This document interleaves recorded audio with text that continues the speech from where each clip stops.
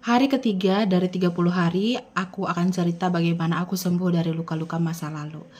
Jadi dulu waktu aku duduk di bangku SMP, aku juga pernah dibully karena sepeda motor bapakku. Jadi waktu itu sepeda motor bapakku itu Astrea, ya, Astrea tahun tinggi ya. Jadi aku sering diejek Astuti gitu di bangku SMP. Dulu sering diejeknya Astuti, Astuti, Astrea tahun tinggi.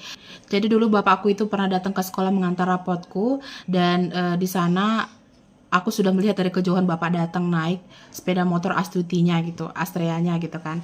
Dan aku kan sebelum-sebelumnya sudah sering diejek karena kan bapakku beberapa kali udah ngantar ke sekolah, jadi teman-temanku ada yang lihat gitu. Nah, pada saat itu aku sudah lihat bapak dari kejauhan karena posisinya aku lagi berdiri di depan pintu gitu, di pintu kelas, ruangan kelas. Jadi aku udah lihat bapak itu datang dari kejauhan dan aku langsung lari sembunyi ke kolong meja. Padahal sebelumnya bapak itu udah lihat aku juga dari kejauhan berdiri di pintu karena pada saat itu posisinya lagi istirahat ya, lagi istirahat jam belajar. Jadi bapak itu udah lihat aku di sana. Bapak lihat aku lari, bapak itu lihat aku lari ke dalam kelas. Dan akhirnya mereka panggil, teman-temanku panggil, itu datang bapakmu si Astuti, Astuti, Astuti. Nah teman-temanku bilang gitu kan. Jadi aku uh, sempat beberapa menit bertahan di bawah kolong meja karena aku merasa malu gitu kan, karena sering dibully dengan itu. Kasihan bapak sudah menunggu beberapa menit di depan kelas. Akhirnya aku keluar dari bawah meja dan aku jumpai bapak dan aku ambil rapotnya tanpa ngomong sepatah kata pun. Wajah bapak pun aku lihat sudah sangat tidak senang gitu ya kan, karena mungkin kenapa gitu ya kan. Dan setelah aku pulang sekolah, mama bilang, tadi bapak ke sekolah kenapa kamu sembunyi. Dan mama bilang waktu itu bapak sedih gitu. Sebenarnya aku tidak berniat untuk menyakiti hati bapak pada saat itu ya, tapi itu adalah caraku untuk melindungi diriku gitu. Di situ aku sedih, aku marah ke diriku sendiri. Aku sudah melukai orang tuaku gitu. Aku sudah melukai hati orang tuaku pada saat itu. Aku sudah buat bapakku sedih. Mungkin bapak merasa aku memang malu punya bapak seperti beliau gitu kan. Pada saat itu mama bilang, bapak sedih, bilang mungkin si Hotri malu punya orang tua seperti aku, makanya dia sembunyi pada saat aku datang ke sekolah gitu. Di situ aku merasa sedih, marah, kesal sama diriku sendiri, padahal sebenarnya aku tidak berniat menyakiti orang tuaku. Aku hanya berusaha untuk melindungi diriku gitu. Tapi mungkin aku aja yang gak ngerti caranya untuk melindungi diriku bagaimana, yaitu dengan cara bersembunyi gitu. Aku gak tahu itu bakalan menyakiti hati orang tuaku. Dan rasa bersalah ini menghantuiku selama berpuluh-puluh tahun sebenarnya, tapi aku belum berani ngomong ke bapak.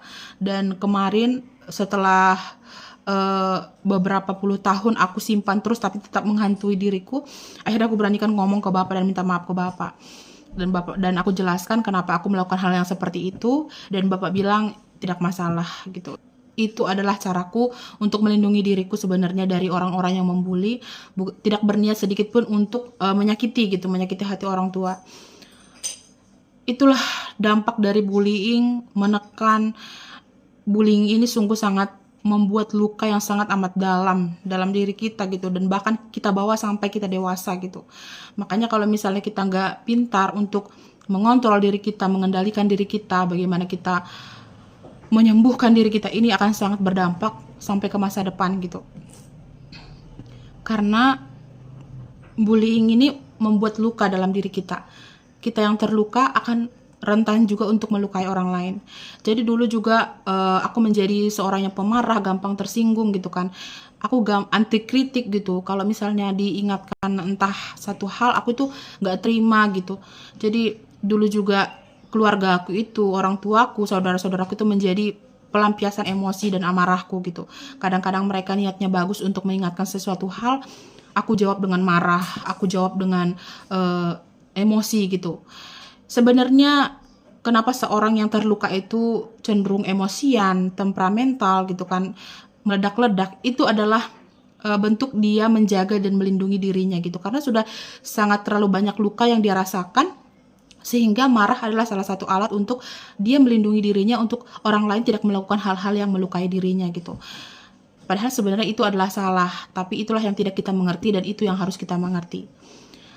aku sering marah, aku sering marah tanpa sebab, tanpa alasan. Kadang-kadang niat baik menasihati aku marah gitu, aku balas dengan amarah gitu. Dan bukan hanya kemarahan, dan bukan hanya orang tidak suka dengan itu, keluarga aku tidak suka dengan hal-hal yang aku lakukan, dengan sifatku itu, efek sampingnya ke kesehatanku juga ada gitu. Jadi aku gampang yang kalau misalnya aku marah, kalau misalnya aku apa, habis itu aku ini tegang, leher tegang gitu. Jadi sangat mengganggu sebenarnya, bukan hanya mengganggu orang lain, mengganggu diri kita sendiri juga. Jadi dulu aku sering naik tensi lah gitu ya. Darah tinggi tuh naik karena mungkin ini karena emosi, karena apa kan, saraf-saraf itu jadi tegang gitu kan. Jadi ya begitulah. Jadi bukan hanya kita merugikan orang lain, kita juga merugikan diri kita sendiri. Tapi semuanya itu udah berlalu ya, sudah berlalu. Aku sudah mempelajarin. Jadi aku kemarin itu men-challenge diriku juga untuk tidak gampang marah. Kalau misalnya ada hal-hal yang tidak aku suka, tidak aku senang, aku coba tahan diri. Aku tarik napas dalam-dalam, aku tahan diri untuk tidak emosi. Aku coba paksa pikiranku itu untuk memikirkan hal-hal yang positif. Oh iya, mereka bilang ini supaya aku seperti ini, mereka bilang ini supaya aku seperti ini. Jadi memang nggak mudah ya, nggak mudah untuk melakukan semuanya itu. Kita butuh proses, kita butuh waktu untuk bisa menerima semuanya, tapi lakukan aja terus, paksa diri kita untuk menerima hal-hal yang positif, melakukan hal yang positif, melihat segala sesuatu dengan sudut pandang yang positif gitu. Jangan sedikit-sedikit kita merasa overthinking, merasa negatif, semua hal yang dibuat orang lain adalah negatif gitu. Jadi oh iya, untuk diriku, sekalipun orang lain memang tidak melakukannya untuk kebaikan kita, tetap ambil positifnya dari sana.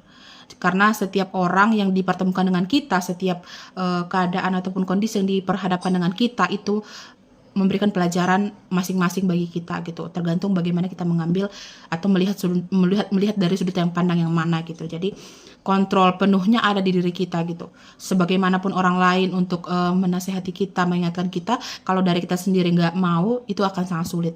Dan dulu pun aku juga survive untuk melawan luka-luka itu karena aku sangat melukai orang-orang terdekatku gitu. Aku sering marah tanpa sebab, emosiku meledak-ledak.